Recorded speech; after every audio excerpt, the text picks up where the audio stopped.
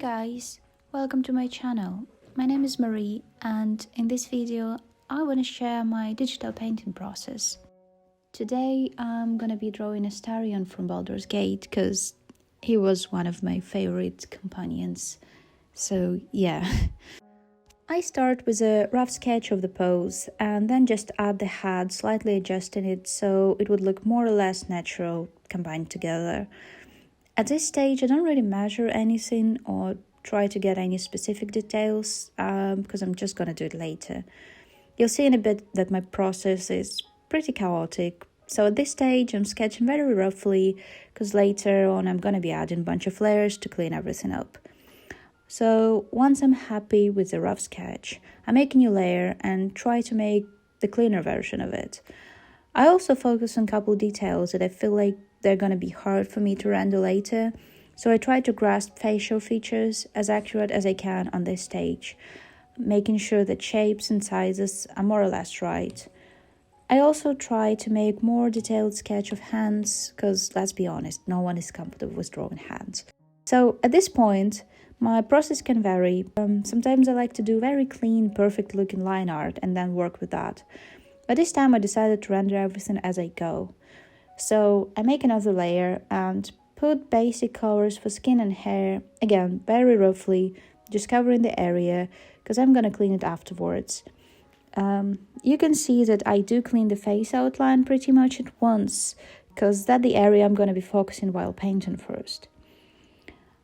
Once I put the basic colors, I once again add a new layer and change it to clipping mask. This way it would be easier for me to not get carried away and accidentally change features too much. This is also why I cleaned up the face outline first, so I have an accurate working area. I'm gonna be checking it later from time to time and adjusting the base layer if I need it, but in general I just work with the clipping area. So I start with adding some darker colors where I think face will need some volume or have some shadows. That would be like a nose, or that little bit under your lip and the eyes area. And as you can see, I do it pretty chaotically, just adding it here and there and blending it with a finger tool. I also add some lighter spots to add depth. I do struggle with trusting the process, so I need to lay all the basic shadows first. This way, for me, the painting already starts to look like something more than just a mess, and I can happily proceed with proper render then. So now when face looks a bit more like a face and not just a color blob, I start to render small portions of the face. I start with the nose, because I feel like if you get the nose wrong, then the whole portrait is gonna look like a different person. So I want to get it right first, and from there it's easier for me to adjust all the other features. I zoom in and out from time to time to make sure everything still looks okay, because sometimes if you focus on details too much, you can accidentally overwork it, and then when you zoom out, it might look awkward.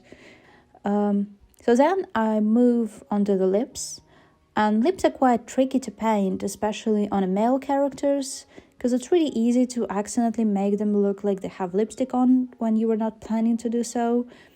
So the little trick I learned from some artists really long time ago is when you draw the male characters to blend the lip outline a bit. This way they're gonna look more soft and natural. Then I also use a lasso tool to readjust shape of lips because I felt like they were a little bit too far back. A lot of time I think it's much easier to just use a liquify tool, but here I just felt like just moving it forward a little bit and filling and smooth out the gaps I created. So then I proceed with rendering skin, pretty much just doing what I did before, adding darker and lighter strokes here and there, and then smoothing it out. I know that a lot of people don't really like using smoothing tools, but honestly I think they're absolutely great if you know how to use them, especially in Procreate, because it doesn't just smooth everything, turn into mud.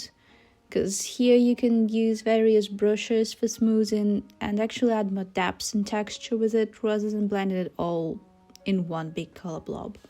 So yeah, I just continue with that, shaping the face.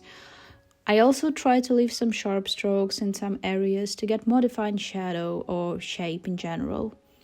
In this combination of smooth and sharp lines, I think you can get really great results. And I'm obviously not a pro with those techniques yet, but it works for me so far. Then I move on to eyes, and here I try to work with more defined strokes to get a proper eye shape, and I'm also adding some slight wrinkles near eyes, just like Astarion has, because I don't want it to be fully face-tuned and stuff. I also roughly map out the eyebrow and trying to get it into the shape I want, and I also add few strokes to show separate hairs. I ended up blending them out, but I will add them again on later steps. Once I'm more or less happy with the face, I move on to the body.